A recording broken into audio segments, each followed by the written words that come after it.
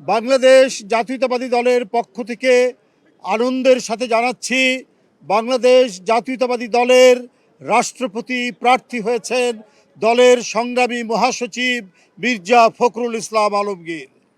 বন্ধুরা আমার, কিছুক্ষণ আগে দলের সম্মানিত চেয়ারম্যান এবং প্রজাতন্ত্রী বাংলাদেশ সরকারের প্রধানমন্ত্রীর সাথে বৈঠকে এই সিদ্ধান্ত গৃহীত হয়েছে। বাংলাদেশ জাতীয়তাবাদী দলের প্রার্থী হয়েছেন মির্জা ফখরুল ইসলাম আলমগীর এবং তিনি প্রার্থী হওয়ার সাথে সাথে বাংলাদেশ জাতীয়তাবাদী দলের মহাসচিব এবং জাতীয় স্থায়ী কমিটির সদস্য পদ থেকে পদত্যাগ করেছেন। এই বিষয়টি আপনাদের সামনে আমরা সারা জাতিকে অবহিত করলাম।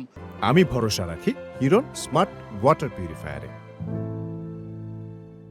এখনো এগুলি সম্পূর্ণ মিটিং চলমান আছে এবং দলের পক্ষ থেকে তো আগেই আমাদের দলের সম্মানিত চেয়ারম্যান এবং প্রধানমন্ত্রী তার কাছে দায়িত্ব দেওয়া আছে। তিনি যে প্রক্রিয়ায় যেভাবেই হোক তিনি এটা নিয়ে মতামত নিয়ে তিনি সেটা জানাবেন, সেটা আপনারা পরে জানতে পারবেন।